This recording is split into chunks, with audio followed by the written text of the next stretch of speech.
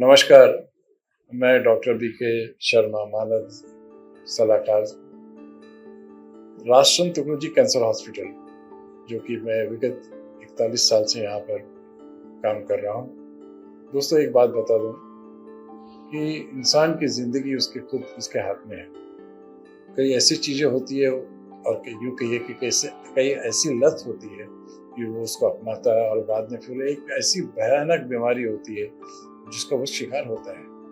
और आज मैं बात कर रहा हूँ कैंसर के विषय में। कैंसर एक भयानक से भयानक बीमारी, आप सब जानते हैं। आज आंकड़े ये बता रहे हैं कि यदि हम राजचंद्र तुगलजी महाराज का अगर हम एक आंकड़ा निकालें तो एक साल के अंदर 6000 केसेस हमारे पास आते हैं। और उस 6000 कैंसर के केसेस में 3 ऐसे मुख्य कैंसर हैं जो कि वाकई में एक सोच में हम लोग पड़ जाते हैं कि ये क्या हो रहा है। सबसे पहला कैंसर है जिसको कि हम ओरल कैंसर यानी मुंह का कैंसर कहते हैं। मुंह का कैंसर का अभी जो प्रतिशत चल रहा है वो कम से कम 35% चल रहा है। दूसरा ब्रेस्ट कैंसर यानी स्तन का कैंसर, उसका प्रतिशत 28% चल रहा है। और तीसरा जो कैंसर है, जो गर्भाशय का कैंसर, जिसका कि कम से कम 26 से 27% चल। यूँ मानो तो ये 3 प्रकार के मुख्य कैंसर हम लोगों को देखने में आते हैं। और ये एक स्टडी भी होती है जिसे हम ICMR में इस 3 कैंसर के डाटा भी भेजते हैं। वैसे और भी कुछ कैंसर है, जैसे पेट का कैंसर, यूँ कहिए कि फेफड़ों का कैंसर, फूड पाइप का कैंसर, कई और भी कैंसर है। शर्मा सर, हमने सुना है कि एज कम्पेयर बाकी कैंसर हॉस्पिटल से अपना राजचंद्र तुगलजी महाराज कैंसर हॉस्पिटल में फीस और जो फैसिलिटीज हैं वो काफी रिजनेबल है। Is that right? यस, मैं उस बात पे भी आने वाला हूँ, लेकिन मैं आपको पहले एक बात की जानकारी दे देता हूँ कि एक अभी नया आंकड़ा आया है। और उस नए आंकड़े में ये है कि जो तम्बाकू होता है, तम्बाकू हमारे शरीर के अंदर कम से कम 80% कैंसर की संभावना होती है। और 40% कैंसर तम्बाकू जो है वो मुंह का कैंसर होता है।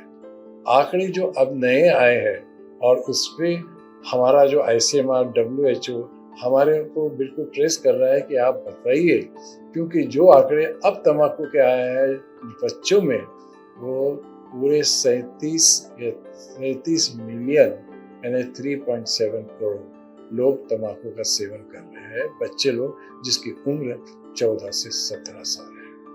और हमारे भारतवर्ष में ये जो आंकड़ा है कि 14.3 यानी कि 14.3% बच्चे लोग तम्बाकू का सेवन कर रहे हैं। जहाँ तक सवाल अभी आप जो कर रही थी, वो एक सवाल ये है कि हमारा अस्पताल जो है, मैं आपको बिल्कुल खुले में बताना चाहता हूँ, ये एक गरीबों का अस्पताल है। हमारे इस अस्पताल में सभी प्रकार की सुविधाएं हैं, लेकिन जो गरीब है, जो लोग की कैंसर का इलाज सहन नहीं कर सकते, उनके लिए भी सेवा हम देते हैं। और एक ऐसी सेवा जिसको बोलते हैं महात्मा फुले भाई सेवा। इस महात्मा फुले भाई जो संगठन होता है, इसके अंदर में हमारी जो गवर्नमेंट है ने 5 लाख रुपए की व्यवस्था की है। जिसके पास में जो कोई भी साधन नहीं पैसों का, जिसके पास आधार कार्ड है, जिसके पास में यानी ये एक इससे पता लगता है कि ये वाकई में गरीब है, तो ये जो सेवा है, ये सेवा का उपलब्धि हमारे अस्पताल में है। और यूँ कहिए कि आज ही अस्पताल में कम से कम 60% ऐसे मरीज आते हैं जो कि अब यूँ कहिए कि बिल्कुल ही उनके पास पैसा नहीं रहता और हम उनकी सेवा करते हैं। अब बात यह है कि सेवा क्या करते हैं। सेवा का मतलब ये है कि हमारे कैंसर अस्पताल में 3 प्रकार का मुख्य ट्रीटमेंट होता है।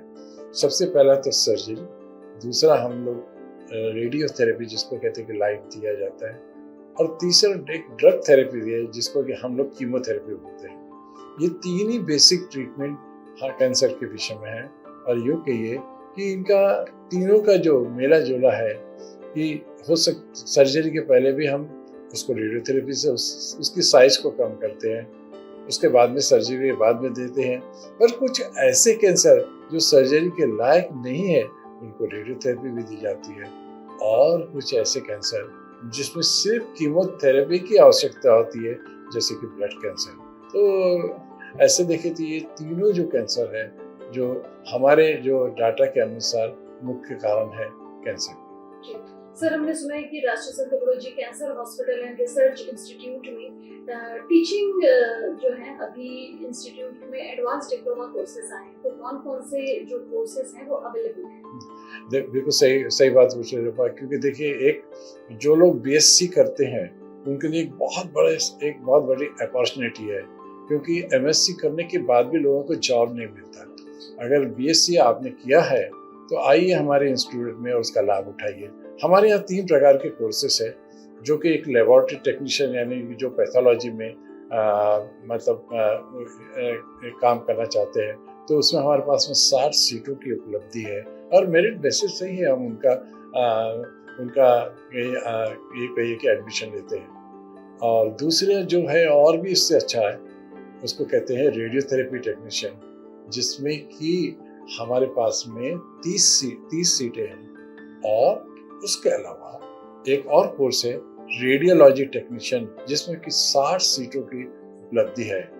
यूँ कहिए कि अगर ये, और इन तीनों कोर्स का नाम है post graduate diploma in laboratory technology, radiology और रेडियोथेरेपी। तो मैं ये समझता हूँ कि आपके माध्यम से अगर इसका वाकई में प्रसार हो, तो ये जो बीएससी करके बच्चे निकलते हैं, जबकि जिनके पास कोई जॉब नहीं रहता है, अगर ये 1.5 साल और 2 साल का कोर्स कर ले तो उनको एक बहुत बड़ी उपलब्धि होगी।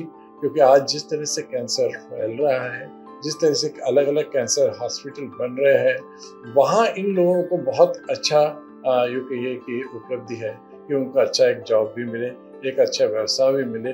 और ये जो बच्चे लोग यहाँ से हमारे निकलते इस कोर्स के, आज अच्छे से जो जाते ना बल्कि भारत में बल्कि विदेशों में भी जाते हैं, और उनको एक खूब अच्छी खासी उनको वहाँ पर रकम भी मिलती है, और वो लोगों की सेवा करते हैं।